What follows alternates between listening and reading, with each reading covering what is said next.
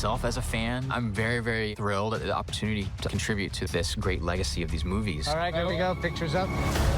I've been spoiled as a I think a fairly young filmmaker. I mean, I've made 4 movies now with Wētā.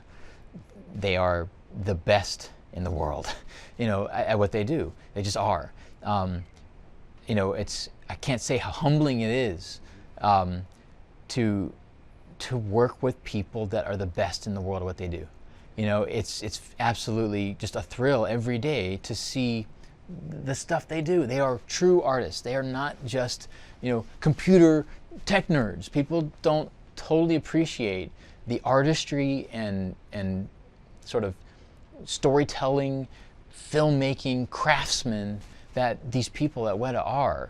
And it starts with Erik Winquist, our VFX supervisor, and they bring digital pixels to life based on the actors and the soul of the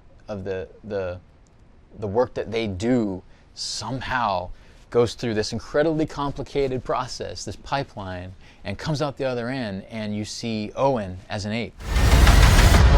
Why do they hunt this human?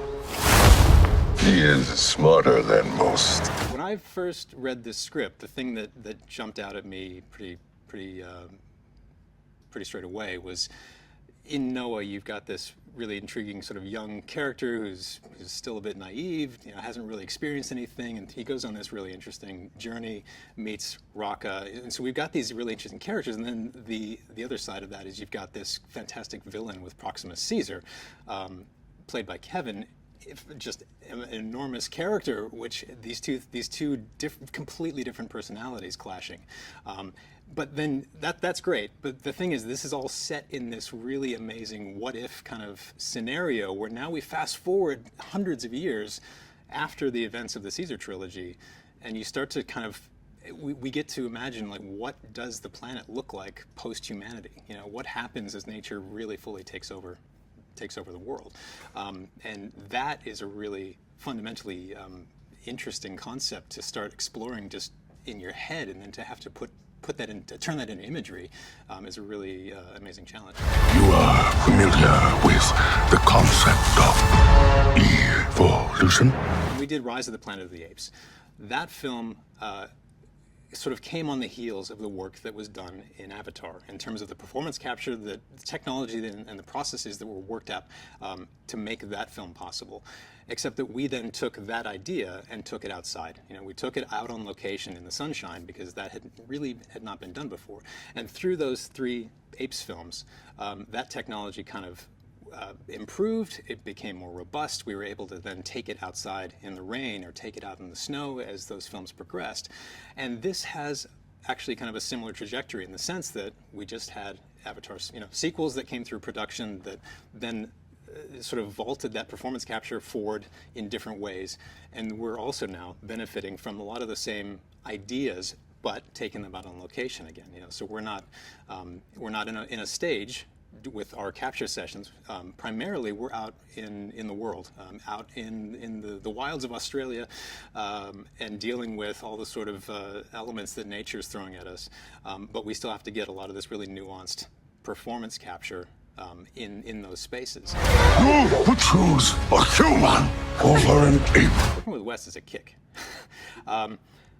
Exuberance is the word that comes to mind. I think all through prep on this project, Wes has a very, I think, fantastic visual imagination. And so a pitch through a sequence meeting for the team, you get through that process with Wes very animatedly, kind of, you know, talking through the storyboards, and then he does this, you know, lots of sound effects.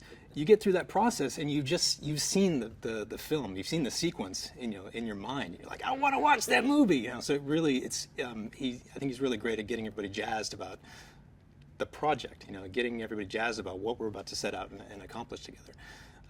But he was also, I think, working with Jula, our cinematographer. I mean, this is, I think, his 3rd collaboration with Jula now. The 2 of those guys have quite a shorthand, and so they can communicate with each other very well in terms of what they're trying to set out. And so suddenly, out of no place, now we've got a camera that's going to be swooping in and doing all these complex moves. And when you look at the sequence cut together, there's a very cohesive kind of blocking of complicated choreography of actors and camera kind of dancing together, where information is revealed just in time when it needs to be, which makes for a really fantastic sequence. There are a number of nail biters in this movie, but I think probably among the top of them is the water work that we're going to be into, right? So we've got one sequence that takes place in and around a river. We've got another sequence that involves a large flood. And in both cases, that's asking us to have to now not just simulate complex water simulations, but also introduce apes into the mix. And now we're talking about wet apes, which, we've seen a shot or two in the previous films, but that's really challenging work. We've got a very demanding scenes because, both of these cases are taking place in broad daylight. There's no hiding things at nighttime or anything kind of like that. We've also got a very challenging sequence that takes place around a human hunt in tall grass, which is a throwback to the '68, Charlton Heston film, right?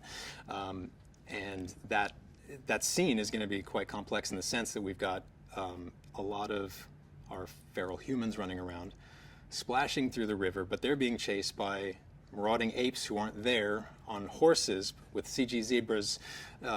It's just like a really kind of chaotic sequence that we've got our photography with our stunt players running around in their feral human costumes, splashing through the river. But now we're going to have to work all of our apes in amongst all that splashing into the tall grass and working through that. You will die. No. Together. Strong.